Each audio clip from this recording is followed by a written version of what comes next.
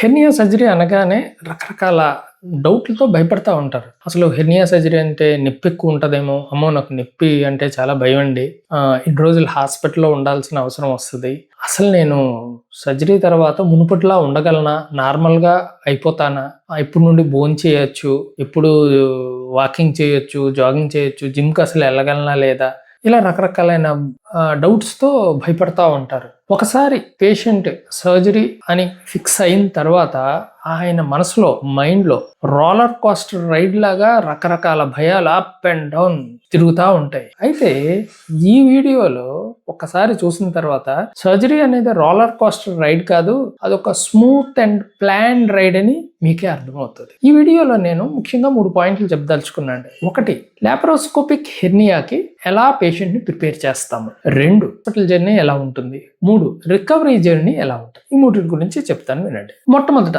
పేషెంట్కి hernia surgery అని decide చేసిన తర్వాత ఫస్ట్ మేము చూసింది ఏంటంటే అండి, ఓకే పేషెంట్కి హెర్నియా సర్జరీ అవసరం, ఫైన్, బాగానే ఉంది. కానీ ఈ హెర్నియా సర్జరీకి పేషెంట్ తట్టుకుంటాడా లేదా, అంటే దీన్నే సర్జికల్ ఫిట్నెస్ అని అంటాం. ఈ సర్జికల్ ఫిట్నెస్ లో రకరకాలైన బ్లడ్ టెస్టులు చేయిస్తామండి. అంటే మన బాడీలో ముఖ్యంగా కొన్ని సిస్టమ్స్ ఉంటాయి. అంటే కార్డియోవాస్కులర్స్, అంటే గుండె బాగుందా లేదా, ఊపిరితిత్తులు బాగున్నాయా లేవా, కిడ్నీలు బాగున్నాయా లేవా, లివర్ బాగున్నాయా లేదా, ఈ రకరకాలైన టెస్టులు చేసి ఇవన్నీ నిర్ధారిస్తాం. అన్ని బాగున్నాయంటేనే will go for surgery. Suppose 40 సంవత్సరాల కన్నా పేషెంట్ దాటారంటే కార్డియాలజిస్ట్ ఒపీనియన్ అయితే కంపల్సరీగా తీసుకుంటాం. ఒకవేళ హెచ్బి తక్కువ ఉంది, అంటే బ్లడ్ తక్కువగా ఉందనుకోండి, బ్లడ్ ని నేచురల్ గా ఇంప్రూవ్ చేసి అప్పుడు సర్జరీ చేస్తాం, ఎమర్జెన్సీ అయితే తప్పిస్తే. సపోజ్ బీపీ ఎక్కువగా ఉంది, బీపీని కంట్రోల్ చేసి సర్జరీ ప్లాన్ చేస్తాం. సపోజ్ షుగర్ ఎక్కువగా ఉంది, షుగర్ ని నార్మలైజ్ చేసి అప్పుడు సర్జరీ ప్లాన్ చేస్తాం. ఓకే పేషెంట్ కి అన్ని నార్మల్ గా ఉన్నాయి, అన్ని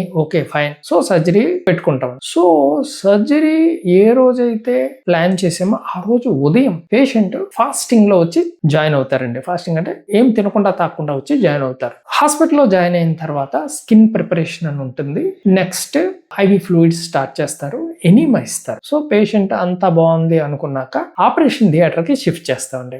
ఆపరేషన్ థియేటర్ లో రకరకాలైన ఎక్విప్మెంట్స్, లేజర్ అవ్వచ్చు, లాప్రోస్కోపీ యూనిట్స్ అవ్వచ్చు, ఎనస్థీషియా ఎక్విప్మెంట్స్, గందరగోళంగా ఉంటుంది, ఫుల్ బిజీగా ఉంటుంది. కాకపోతే ఇక్కడ భయపడాల్సింది ఏమీ లేదు, అన్ని patient safety and me safety కోసమే అన్ని వాడతారు. ఓకే ఆపరేషన్ థియేటర్ లోకి వచ్చిన తర్వాత ఎనస్థీషియా ఇస్తాం, మొత్తం ఇస్తారు. సో ఏ రకమైన మొత్తు అనేది ఏ రకమైన సర్జరీ అనే దానిపైన ఆధారపడి ఉంటారు. సపోజ్ లాప్రోస్కోపీ సర్జరీ అయితే జనరల్ ఎనస్థీషియా ఇస్తారండి. జనరల్ ఎనస్థీషియా అంటే ఎనస్థీషియా ఇచ్చిన తర్వాత చిన్న ఇంజెక్షన్ ఇస్తారంటే మీరు హ్యాపీగా గాఢ నిద్రలోకి జారుకుంటారు. అంటే జీవితంలో అంత మంచి నిద్ర ఎప్పుడు ఉండదు. ఒకసారి పేషెంట్ ఎనస్థీషియాలోకి వెళ్ళిన తరువాత అప్పుడు మేము సర్జరీ స్టార్ట్ చేస్తామండి. సర్జరీ రఫ్ గా 1.5 నుండి 2 గంటల వరకు పడుతుంది. లాప్రోస్కోపిక్ హెర్నియా సర్జరీ ఏం లేదు, చిన్నగా 3 కన్నాలు పెడతామండి. ఈ 3 కన్నాల్లోంచినే సర్జరీ చేస్తాము. హెర్నియాని ఫిక్స్ చేసి ఒక మెష్ వేసి బయటకు వస్తాం. రఫ్ గా ఇది 1.5 నుండి 2 గంటల వరకు పడుతుంది. తరువాత ఎనస్థీషియా రికవరీ ఫేజ్ ఉంటుంది.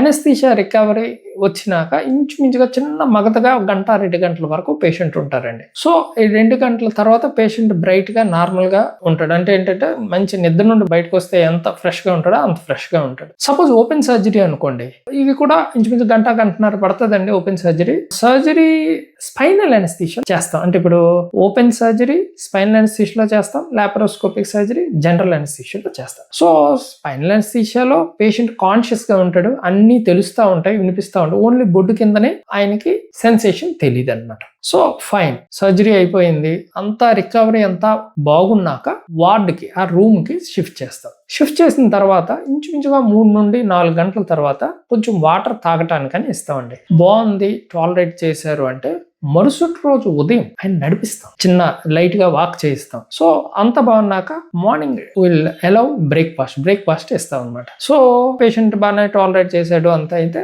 Afternoon he will be discharge. ఇది రికవరీ. అంటే చాలా సింపుల్ గా స్మూత్ గా ఉంటది రికవరీ. అయితే నెక్స్ట్ ఏంటంటే ఎప్పుడు నుండి జాగింగ్ చేయొచ్చు. జాగింగ్ అనేది మినిమం 3 వీక్స్ వరకు జాగింగ్ చేయకూడదండి. జిమ్ కి ఎప్పుడు నుండి వెళ్ళొచ్చు. రఫ్ గా 3 మంత్స్ వరకు జిమ్ కి వెళ్ళొద్దు అంటాం. ఒకవేళ జిమ్ కి వెళ్ళినా హెవీ వెయిట్స్ ఎత్తొద్దు అని చెప్తామండి. మెట్లు ఎప్పటి నుండి ఎక్కొచ్చు, 3 వీక్స్ వరకు మెట్లని అవాయిడ్ చేయమని చెప్తాం. అంటే ఏదో 1-2 మెట్లు పర్వాలేదు, కానీ ఇలా ఒక 2-3 అంతస్తులు ఎక్కి దిగటం అయితే చేయకూడదు అనుకుంటాం. ఇంకోటి, ఎప్పటి నుండి స్నానం చేయొచ్చు. సాధారణంగా సర్జరీ అయిన మరుసటి రోజు మేము బాత్కి అలౌ చేస్తామండి. ఎందుకంటే ఈ మధ్యకాలంలో మంచి వాటర్ రెసిస్టెంట్ అడ్హెసివ్ ప్లాస్టర్స్ వచ్చాయి అనమాట. వీటి మీద స్నానం చేసినా ఏం కాదు, ఇన్ఫెక్షన్ ఏం రాదు అనమాట. సో ఎప్పటి నుండి ఫుడ్ తినొచ్చు అంటే నెక్స్ట్ డే నుండి ఫుడ్ తినొచ్చు. ఏ రకమైన ఫుడ్ తినాలి? ఫైబర్ రిచ్ డైట్ తినాలండి. ఎందుకంటే కాన్స్టిపేషన్ అనేది ఉండకూడదు. పోస్ట్ సర్జరీ చాలా ఇంపార్టెంట్. సో మంచిగా పీచు ఎక్కువగా ఉండే ఆహార పదార్థాలు తినొచ్చు. సో మీకు అర్థమైంది అనుకుంటాను. సర్జరీ డెసిషన్ మీది, చేసే బాధ్యత మాది. సర్జరీ అంటే భయం